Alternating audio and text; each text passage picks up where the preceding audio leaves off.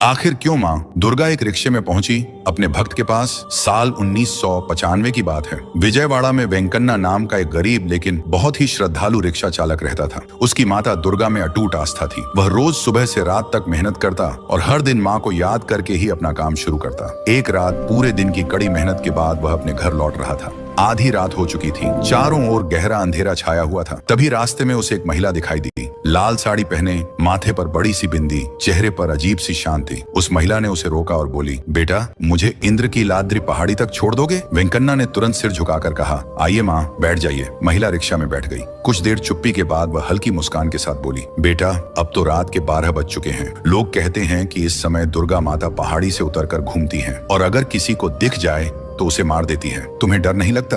वेंकन्ना ने बिना घबराए मुस्कुराते हुए जवाब दिया, माँ दुर्गा तो मेरी अपनी माँ है। क्या कोई अपनी माँ से डरता है? मेरी माँ तो हमेशा मेरी रक्षा करेंगी, मुझे आशीर्वाद देंगी और मेरा भला ही चाहेंगी। उसकी बात सुनकर महिला के चेहरे पर एक गहरी संतुष्ट मुस्कान आ गई। थोड़ी ही देर में वे इंद्र की लाद्री पहाड़ी के पास पहुंच गए। वेंकन्ना ने पीछे मुड़कर कहा, माँ अब कहाँ उतरना है? लेकिन कोई जवाब नहीं आया। जब उसने ध्यान से देखा, रिक्शा खाली था। वह घबरा गया और चारों तरफ देखने लगा। तभी उसकी नजर मंदिर की सीढ़ियों पर पड़ी, जहां वही महिला धीरे धीरे ऊपर चढ़ रही थी। वेंकन्ना ने आवाज लगाई, माँ इतनी दूर लाया हूँ, पैसे दिए बिना ही जा रही हैं। महिला मुड़ी, मुस्कुराई और बोली, दे दिए बेटा, एक बार अपने सिर पर हाथ रखकर देखो। वेंकन्ना चौंक गया। उसे उसका नाम किसने अपने सिर पर हाथ रखा, वह दंग रह गया। वहाँ एक सोने का कंगन और 10 रुपए का नोट रखा था। वह कंगन बिल्कुल वैसा ही था जैसा माँ के हाथों में होता है। उसी क्षण वेंकन्ना की आंखों में आंसू आ गए। उसे समझ आ गया कि उसकी रिक्शा में बैठी वो कोई साधारण स्त्री नहीं थी, बल्कि साक्षात कनक दुर्गा माता थी, जो अपने भक्त की भक्ति से प्रसन्न होकर उसे दर्शन देने आई थी। अगर आपको भी माँ दुर्गा पर विश्वास है तो दिल से बोलिए,